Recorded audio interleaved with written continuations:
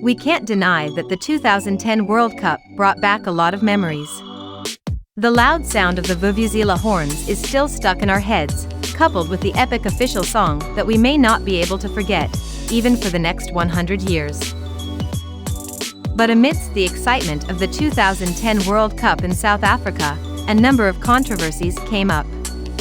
One of them was Frank Lampard's disallowed goal against Germany. That incident was a story in football that still has its impact today. Thanks to Frank Lampard's disallowed goal, football has evolved since then. At the 2010 World Cup, England and Germany both managed to qualify from the group stage. England qualified as Group C runner-up, after losing goal productivity to the United States, while Germany qualified with a better record after leading the Group D standings. With such conditions, practically England and Germany met in the round of 16, and it was during this match that the story of Frank Lampard's ghost goal was created.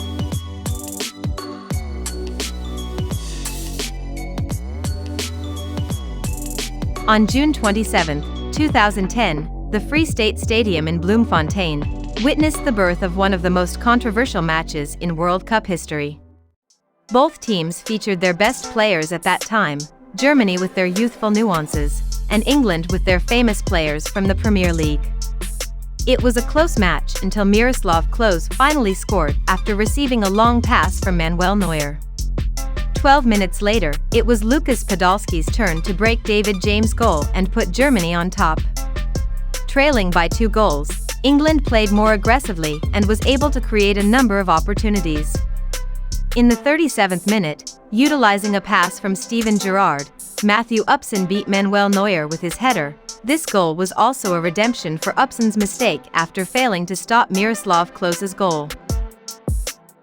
Upson's goal sent the English game into a frenzy, as the Premier League stars were fired up to level the scores. And indeed, their efforts were not in vain. England was able to score a second goal beautifully through the feet of Frank Lampard. But unfortunately, the match referee, Jorge Larionda, disallowed the spectacular goal.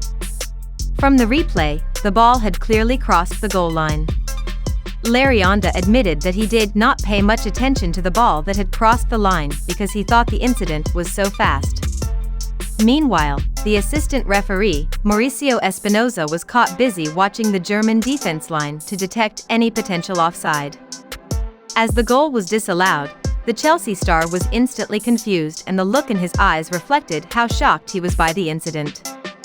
Frank Lampard's disappointment seemed to flow to all English players, protesting and questioning the referee's decision. Even the free-kick maestro, David Beckham, who watched the match on the sidelines, could not hide his anger and disappointment.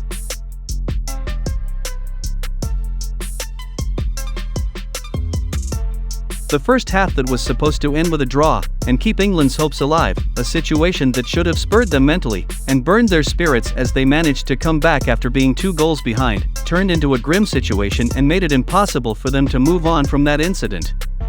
Reality hit them hard, and England played like a lost cause in the second half. Instead of playing at their best, England just made one mistake after another, causing Germany to score 2 more goals by Thomas Müller in the 67th and 70th minutes. England was unable to do anything until the match ended. More than 40,000 spectators witnessed firsthand how England had to leave the tournament in such a cruel way. If only the referee was more observant in assessing Frank Lampard's goal, I'm sure it would have been a different story, and England would probably not have to feel that painful defeat.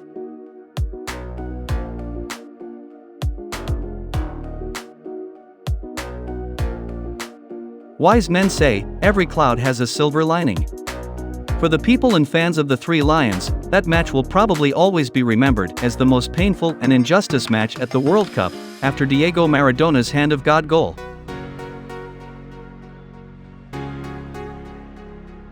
For the world of football as a whole, however, the referee's mistake actually created new progress.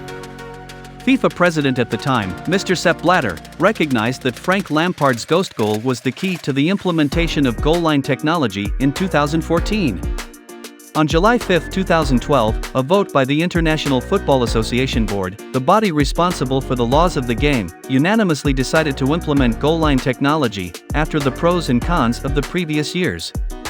The The following season, the Premier League confirmed that it would implement goal line technology, even though it had only been implemented in a few matches before.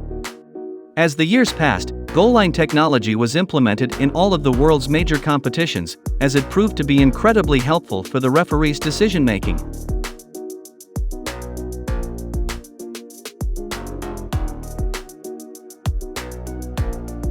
About 12 years after the Bloemfontein tragedy, or in the recently concluded Qatar World Cup, Germany came as a team with tons of expectations. Filled with top players from major European clubs, they certainly wanted to achieve better than the previous World Cup in Russia. However, hope does not always come true. Instead of performing better, Germany put on a disappointing performance, even worse than the previous World Cup. In the first match, they were surprisingly defeated by Japan, spiced up with an unnecessary and embarrassing attitude. Germany, who seemed to underestimate the Japanese team, had to accept defeat by only being able to score one goal through penalty and conceding 2 goals. In the second match, they briefly had hope. They were able to hold the Spanish team to a draw, and in another group match, Japan lost to Costa Rica. After that second match, everyone thought Germany would advance to the next round, because they only needed to beat the weak Costa Rican team, and Spain had a chance to ease the spirit of the underdog team, Japan. And sure enough, Germany was able to beat Costa Rica with 4 goals, even though they had to concede 2 goals. But unfortunately for Germany, in another match, Japan surprisingly beat Spain. Uniquely, Japan's victory from the second goal scored by Tanaka had invited controversy. The ball was thought to have left the field before the pass was given, and led to Tanaka's goal. However, the referee checked the VAR, and stated that the ball had not left the field, or in other words, Japan's goal was valid. The incident did not have a big impact on Spain, although it made them lose. Spain can still advance to the next round. For Germany, it was a nightmare. It was not enough for them to win against Costa Rica. They had to score 6 more goals, and it was impossible considering the time was running out. In the end, Germany had to go home early in the most painful way possible. The moment of Germany's early World Cup exit became the talk of the town among the fans of the Three Lions. The die-hard fans who think football is everything talked about Germany, who seemed to be hit by karma for beating England in the 2010 World Cup with controversy. Many English supporters expressed their satisfaction over the failure of Germany in the 2022 World Cup.